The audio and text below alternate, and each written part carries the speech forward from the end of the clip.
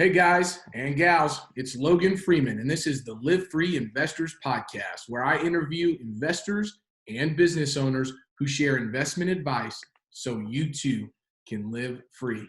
Today, I'm talking with a good friend, John Azar. John, in a few sentences, man, tell us who you are and what you do.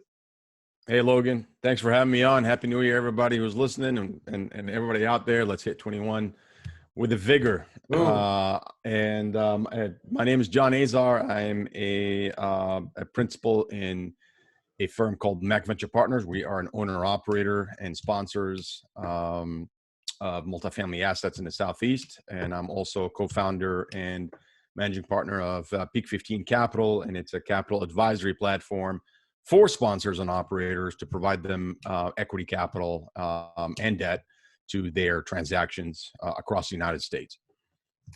Okay, so what do you? Okay, go ahead. Sorry. All right, man. So you guys have had, you and I have talked about your background a lot, and I want you to just to touch on that. Coming here and getting started, owner operator. Talk to us about your journey, your venture into the real estate world. Let's just start there.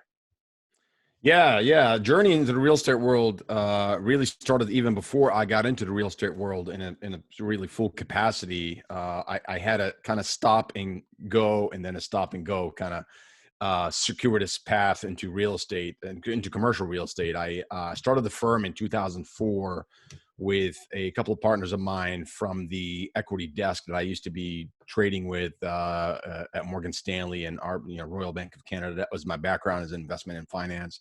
And we did structured finance consulting for large scale mixed use development across the Eastern Seaboard. So we did condo conversion projects in Boston, in Back Bay in Boston, and we did condo conversion projects in Back Bay, in Hell's Kitchen, in Midtown. We had a project on the waterfront in Philadelphia. We had a project in Miami, and a bunch of other projects in Boston as well. And then in 2007, 2008, we got decimated. I mean, our whole business just got blown up, literally. Sure. And we had to start from scratch. We had to go back and get day jobs, pretty much, me and my partners. And so that was one of the a tough lesson to learn, that you can't count your eggs, so we had to retool. And at that same time, my brother Tony was launching Mac Venture Partners, or the earlier version actually of Mac Venture Partners. It's called Mac Properties, which is still going on, and Capstone Multifamily Group. And then by 2013, 2014. He had some critical mass that really needed to be, taken to the next levels, and that's when I kind of joined the firm and kind of took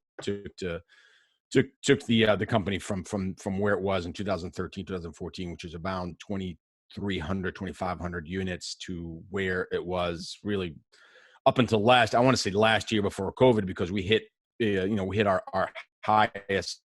We were at our highest unit count end of 2019, sitting at right around 6,400 units. But since then, we've been a net seller, and we've reduced our count since then by over 1,000 units. So, and then during that time, I also launched Peak 15 Capital actually end of 2019, even pre-COVID.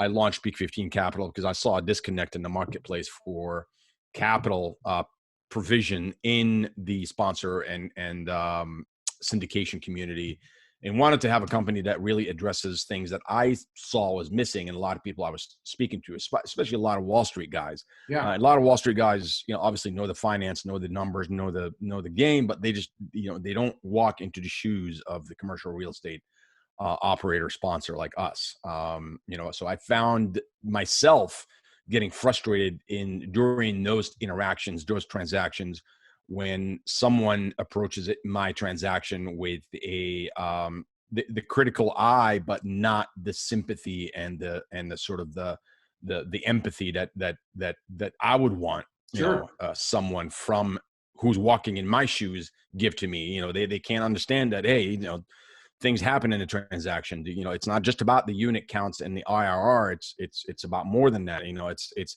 what makes an operation efficient, is not necessarily what makes an operation profitable sometimes. So it's and so all these things, I wanted to create a company that would be, as cheesy as that sounds, created by operators for operators. Sure. And that's where Peak 15 was kind of came out of. And we've had a great coming out year, which was last year in 2020. I picked a hell of a year for a coming out year for Peak 15. Yeah, you did.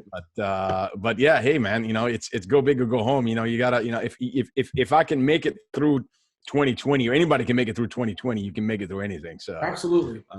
You said a lot of things there I want to touch on, and I want to kind of dive into. The first being the fact that you came in around 2013 to 2014, you really scaled it up. Can you give us 1 to 2 things that you were able to accomplish at that point, or tasks that you kind of implemented to take you from 2,300 to 6,400 units? Yeah, I mean, look, it's all about sort of examining, really being very critical and self-examining your operation and your company. And a lot of companies, you have to do that at certain inflection point. Every company, I think a lot of people who heard me talk before, heard me on different conferences or podcasts, heard me talk about these inflection points that a lot of companies have. And they're critical in companies' growth, because if you don't know how to handle certain inflection point, it could deter from your growth, or it could downright take you down. So, and people sometimes make the mistake of, they think what got them to 1,000 units or 2,000 units is the same thing that's going to take them 4,000 units, and that's simply not the case. What got you to 1,000, and the strategies, the behavior, the internal structure, what got you to own 1,000 units. Probably not going to be the same that going to get you to 2,000 units. It's probably not going to be the same that takes you to 3. That's probably not going to be the same to take you to 5. Once you cross 5, the next level is probably not going to be the same as what got you to 5. So you have to constantly be retooling yourself. And if you're not willing to do that and look at yourself critically and say, what am I missing? What do I need to add? Who do I need to add to my staff or people internally that will add value, that will implement my brand, that will make my life easier, that will give me the type of panache and access to institutional investors, that will make my operation seems like I know what the hell I'm doing to get to that next level. That's right. So, and these are the things that are important in companies' growth that it wasn't just me, obviously it's teamwork. Sure. That we took the company from where it was in 2014, 2015 to where it got to in 2020. Okay. So what got you here will not get you there. Self-examination, retooling, pivoting probably, and then staffing, right? These are all things that I'm going through right now, right? What got us from 50 units to 1,000 units is not going to be the same thing that gets us from 1,000 to 10,000, right? Absolutely. And I'm so appreciative that, I can hear that from you, from somebody that took a firm from 25 to 6,500, and I get to rely on some of your expertise. So thank you for sharing those things. And, I realized too, in the real estate world, to get to that scale, you not only are a real estate entrepreneur, now you're a business person, meaning you are building a business which has staff. Unless you're just a capital raiser out there, placing money in other people's deals, owner operators like myself, like John and his team, you have to have people. You have to have great people. So reading a lot about leadership, structure, culture is so important. And it takes a lot of time, but I don't think a lot of people really talk about that in the real estate world. So thank you for touching on that as well. Well, absolutely. I mean, and it's not just taking a lot of time.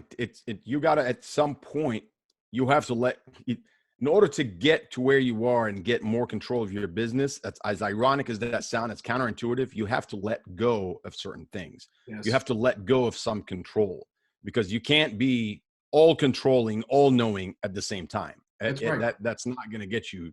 That's not going to get you to the next level. You have to learn to start to trust the people that you surround yourself with in order to get to the next level. Because if you can't, then why bother? Yeah, 100%. That's compression, man. That's how you take it to the next level. And that's where most people drop off, is they continue to try to do everything themselves. They run themselves rampant, and then they burn out.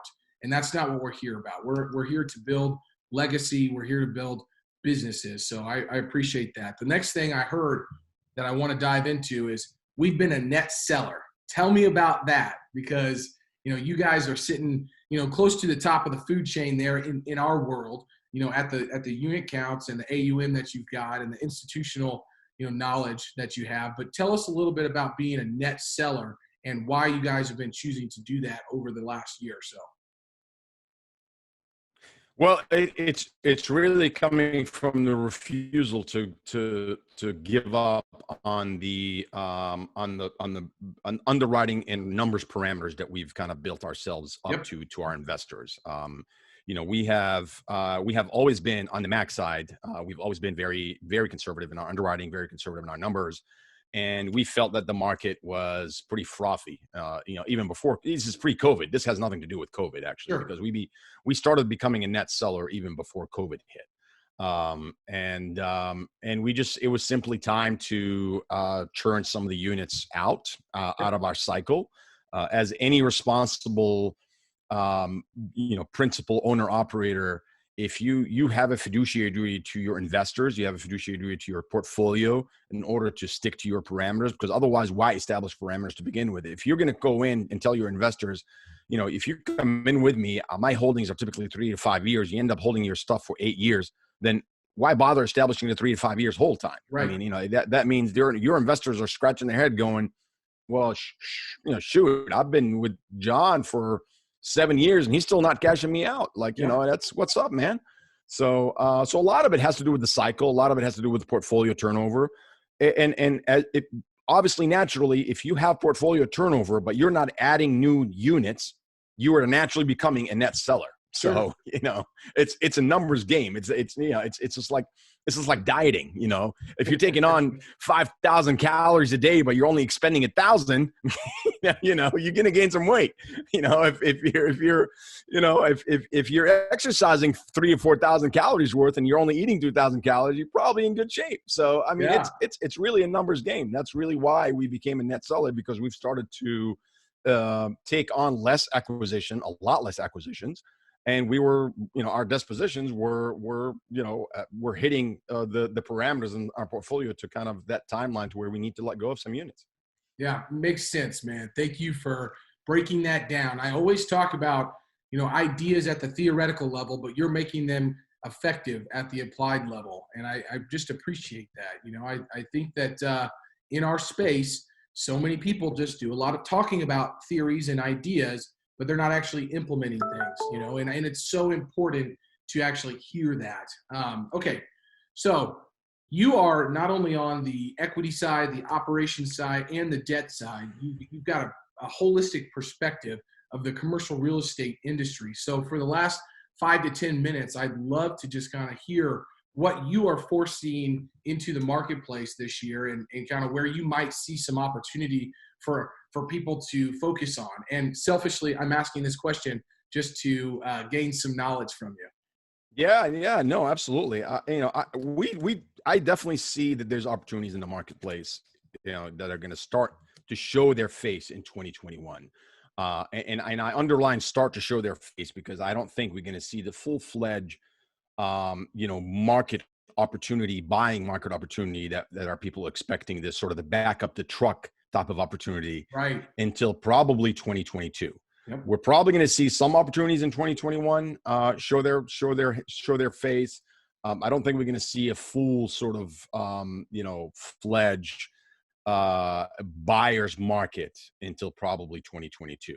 Yeah. And the reason is because I think we're going to see a lot of people. Obviously, we're going through an election cycle now. Sure. And as in any election cycle, some people are going to be hedging.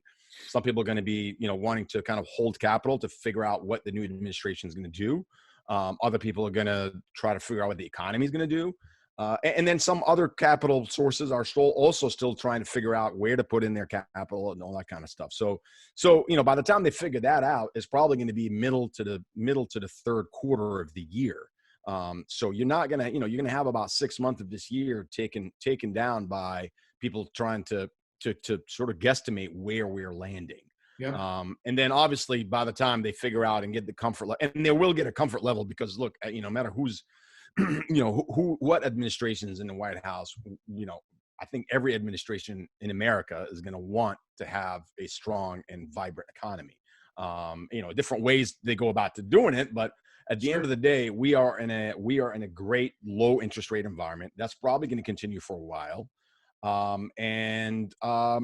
a result of that, I think 2022 is going to be pretty robust for buyers and for opportunities to be placed out there. I see a lot of opportunities, not just in multifamily. I myself am looking into different opportunities in SFR, in single family residences, single family rentals. Yeah. I think single family rental is going to be another area. I mean, selfishly, obviously I love multifamily, but I think the next frontier, there's going to be a ton of single family rental opportunities out there as well. Absolutely, man. Build to rent too. I mean, that's huge. And I think the reason that's going to come about is really very tied into sort of COVID. A lot of it is going to be tied into COVID. You're going to see some flight of renters going out of multifamily and into single family rentals because they still want to rent. So they're still not buying, but they also want to have the peace of mind of this autonomy and this sort of like privacy and more independent, all that kind of stuff. So you're going to see a lot more people, flying into single family rental between this year, next year, and the year after that for the next 2 or 3 years. That's going to make a very robust, picture for single family rentals out there. Absolutely. But the multifamily industry is going to be, I think, very vibrant for the next couple of years as well. Yeah. Excellent advice, and appreciate you bringing out your crystal ball for us a little bit. Now, I don't know about a crystal ball. I mean, talk to me again next year, and we'll see if I'm eating crow or not. But listen, man, as long as you just we got to all keep our heads down, do our thing. You got to stick to our strategy. We got to pick a strategy and go with it and implement it the best we can. And at the end of the day, if you're sort of, you're watching your numbers and you're watching your equation and, you're kind of watching your backside and making sure that you're getting into something not over your head in the beginning. I've always told people you win the equation by calculating your exit first, right, before you get into something. So if you're cautious of always calculating your exit before coming into something, then you're probably going to be safe no matter what you go into. Excellent. Okay. One last question. This is not necessarily real estate focused, but what is the best advice that you have received as an investor and a business owner? I've gotten a lot of good advice from a lot of different mentors and a lot of different influencers in my life. So, and that's always important. I think probably one of the better advices I've ever had is to always get yourself out of your comfort zone. Yeah.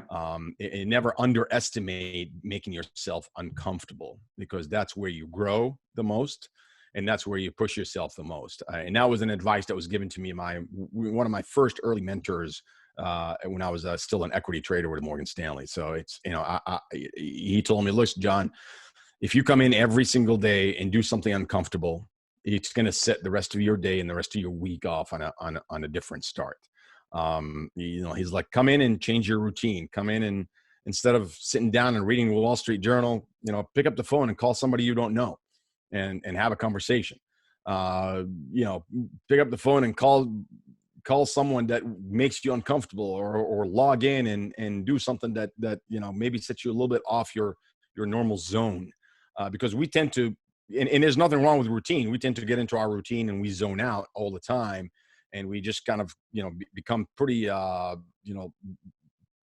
adjusted to only doing certain things one way. And, and it gets into a comfort zone. Yeah. We sit down, we have our coffee, we have our newspaper, or we have whatever it is. We, check these websites, we check our Instagram, and that's what we do all the time, day after day, day after day. Change things up every now and then and see where that goes. I like it. Spoken like a true investor and a business owner. My man, John Azar, says, life begins at the end of your comfort zone. John, thank you so much. How can folks find you, connect with you, learn about not only Peak 15, but what you're doing on the holdings, the real estate holdings side of things as well? Yeah. You can reach me on my email. It's Azar, Azar at peak15cap.com. It's peak peak15cap.com. You can check out our website, peak15cap.com, or you can find me on LinkedIn, Instagram. I'm in all those places. I have to say that Mr. Azar did not know me very well, but I came through a very trusted referral, and the relationship that we have built has not only been helpful, it's been outstanding. And I really appreciate you. I want to acknowledge you for that. I wear the hat that you sent me every single Monday during my workout. I have my hat. I posted that a few times. I'm sure you I saw love that. it. So I I love want to really say thank you for that. And I appreciate you as well, man. It's been a pleasure getting to know you, during 2020. You're definitely one of the good highlights of 2020. awesome, man. Well, guys, this is Logan Freeman with the Live Free Investors Podcast, where I interview investors and business owners who share investment advice so you too can live free. Make sure to connect with me and John on LinkedIn and all the other social medias for more insights and ideas on how you can live free. John, thanks for joining us today. Thanks, guys. Happy New Year again.